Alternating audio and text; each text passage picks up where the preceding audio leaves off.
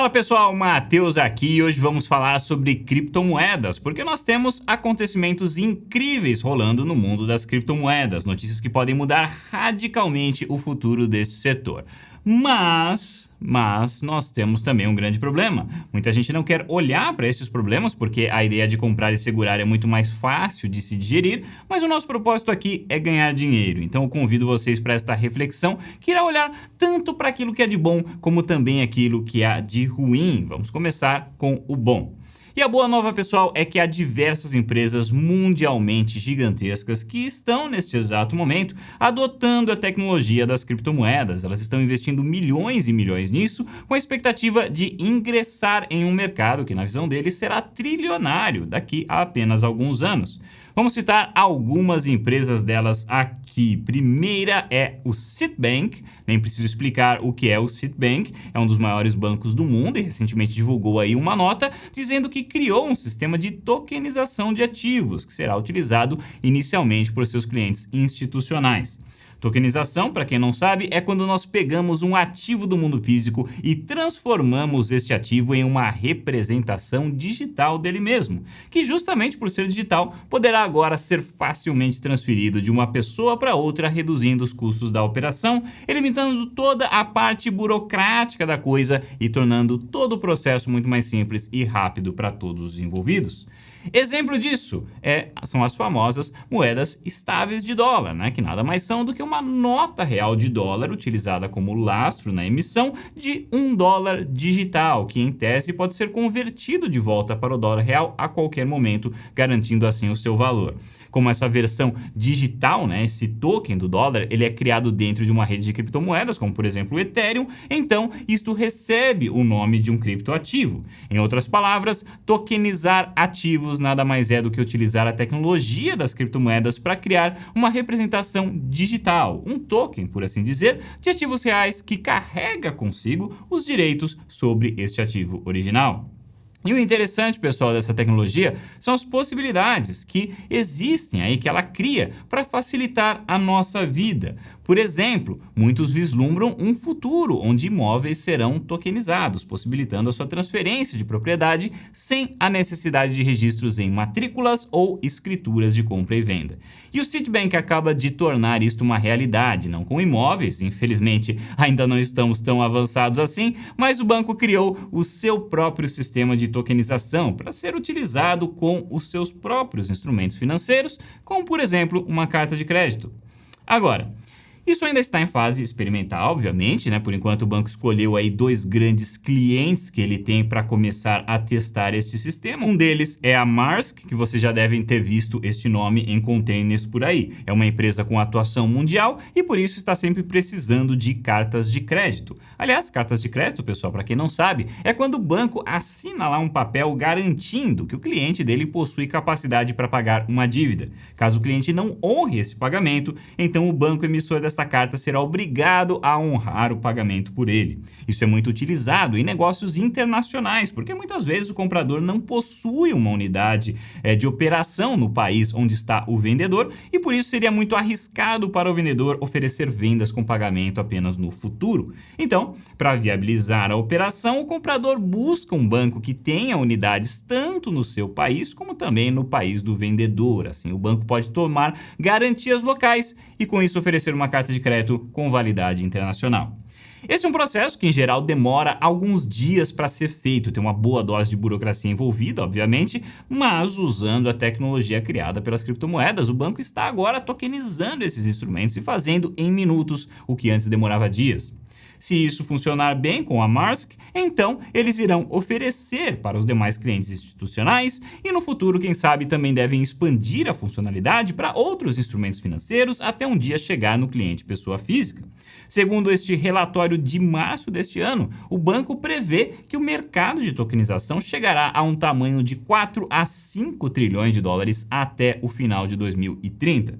Então, o futuro que os entusiastas das criptomoedas previram está de fato se tornando realidade, e isso é uma excelente notícia. Mas, tem sempre um mas, Mas temos que nos perguntar, afinal de contas, como o valor disto, o valor do uso dessas tecnologias será transferido para as criptomoedas, para as moedas aí que muitos de nós seguramos fielmente em nossas carteiras à espera de uma valorização no futuro.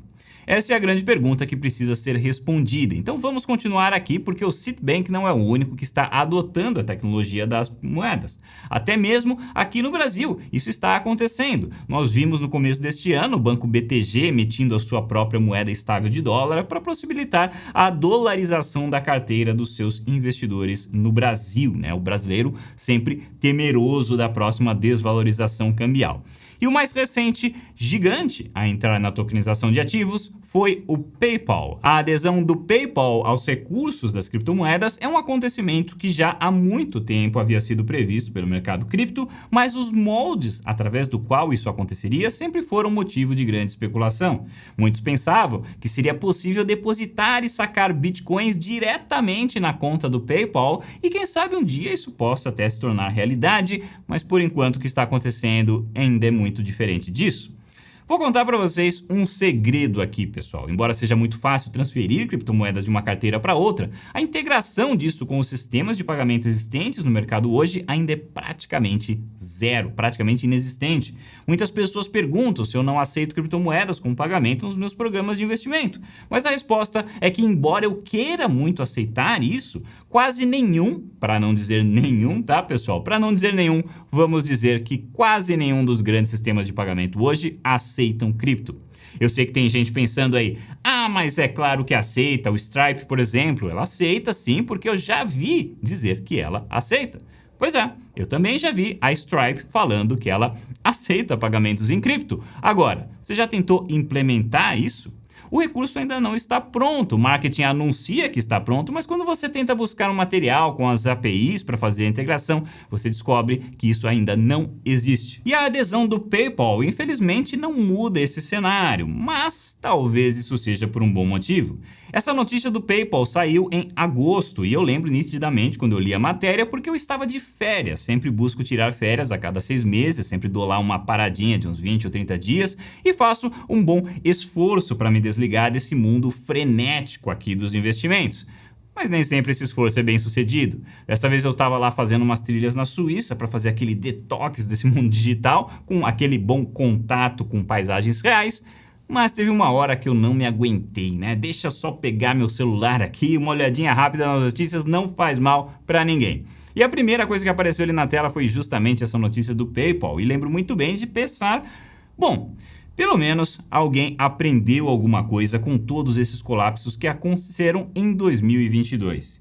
E eu digo isso porque a forma como o PayPal adotou cripto foi muito diferente do que era esperado e, na minha visão, muito mais seguro também.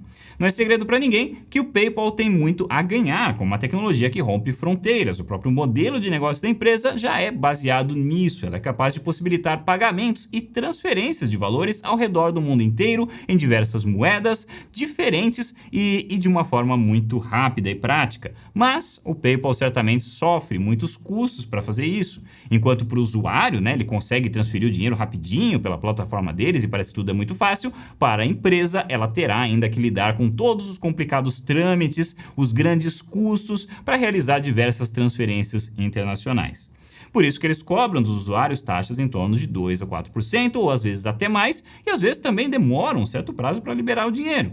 Já com a tecnologia das criptomoedas, a empresa conseguirá minimizar muito estes custos, porque agora basta ela transformar os recursos que ela já armazena em moedas diversas ao redor do mundo em tokens. E é exatamente isso que ela está fazendo.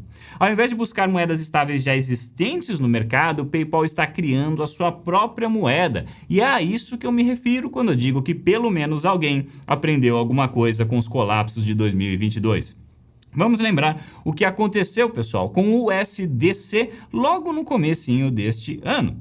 O USDC, para quem não sabe, é hoje a segunda maior moeda estável do mundo. Está lá atrás apenas do Tether e possui um valor de mercado de 25 bilhões de dólares. Até então, ela era considerada por muitos como uma das moedas mais seguras, porque até mesmo a BlackRock, a maior gestora de recursos do mundo, participava da gestão dos seus ativos e, ao contrário do Tether, ela nunca tinha sofrido uma boa dose de FUD.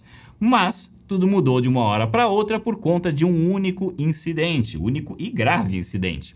O USDC armazenava seu lastro em dólar em diversos bancos. Um deles era o famigerado Silicon Valley Bank, que faliu em março de 2023. E a quantidade de reservas que estava armazenada lá nem era tão grande assim para justificar, ou melhor, justifica, mas não era tão grande assim. Se eu não me engano, era algo em torno de 5%. Mas o grande problema quando se trata de moedas estáveis é que qualquer buraco, por menor que seja, pode afundar o navio. Porque ninguém quer fazer parte dos 5% últimos a sacar o dinheiro. Se tem 95% garantido e 5% incerto, isso em tese significa que os primeiros 95% que sacarem receberiam 100% do seu dinheiro, enquanto os últimos 5% ficariam sem nada.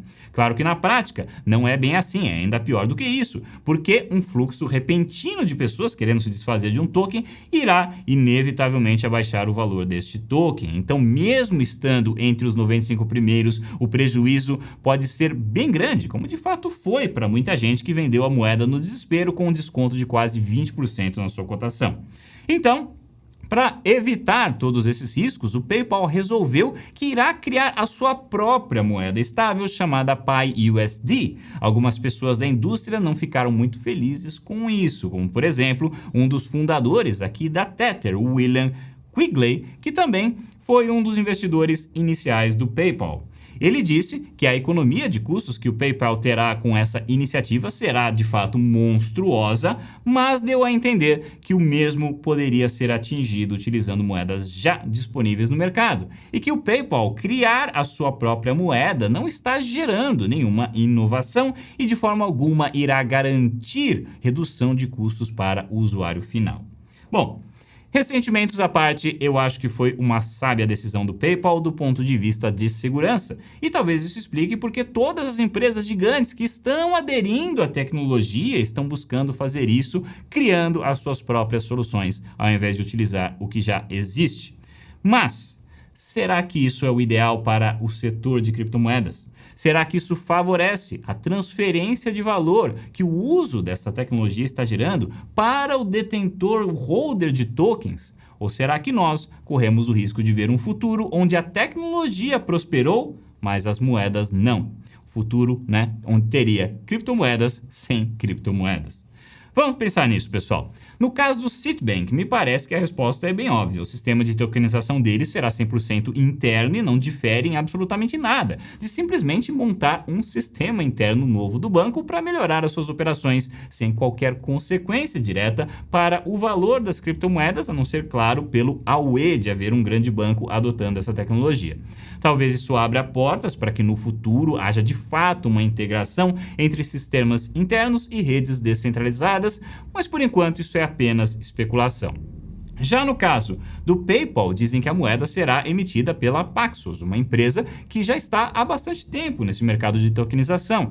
E embora sua participação no mercado de moeda estável de dólar seja bastante pequena, ela ficou muito famosa por tokenizar ouro. A Paxos utiliza a rede Ethereum para fazer sua tokenização, então, pelo menos aqui, se a moeda do PayPal for utilizar a rede Ethereum mesmo e não a sua própria rede, né, uma rede desenvolvida unicamente para isso, aí sim nós teríamos uma comunicação um pouco mais direta de valor sendo transferido para a rede Ethereum através dos custos de transação.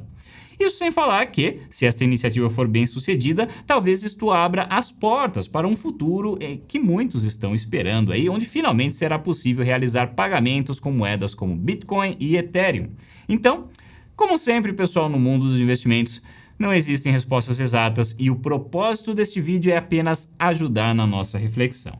Mas se você me perguntar o que eu acho de tudo isso, a resposta é que, embora eu goste muito de acreditar que o futuro das criptomoedas será altamente próspero, com um caminho aberto para um mundo mais descentralizado e justo, embora eu goste muito mesmo de acreditar nisso, eu não gosto nem um pouco de depender disso para ganhar dinheiro. Eu não sou fã desse comprar e segurar cego que existe por aí, e sim de um comprar e segurar que funciona, que realmente leva ao sucesso, mas que requer diversificação e requer gestão de risco. É algo muito diferente daquilo que é explicado nas mídias sociais hoje em dia. Eu entro em grandes detalhes sobre isso e sobre como eu faço todos os investimentos em cripto no nosso super programa de investimentos. Veja o link aí na descrição, caso se interessar, e lá eu mostro como eu invisto, compartilho tudo que eu aprendi sobre criptomoedas, tudo que eu testemunhei nesses anos todos aí participando ativamente de diversos projetos deste setor. É um programa ideal para quem busca um investimento de médio a longo prazo, sem dor de cabeça e sem grandes trabalhos para gerenciar uma carteira e escolher ativos. E por hoje é só, pessoal. Gostaria de me alongar aqui mais com vocês, mas o vídeo ficaria demasiadamente longo. Então, muito obrigado por assistir e até o próximo vídeo.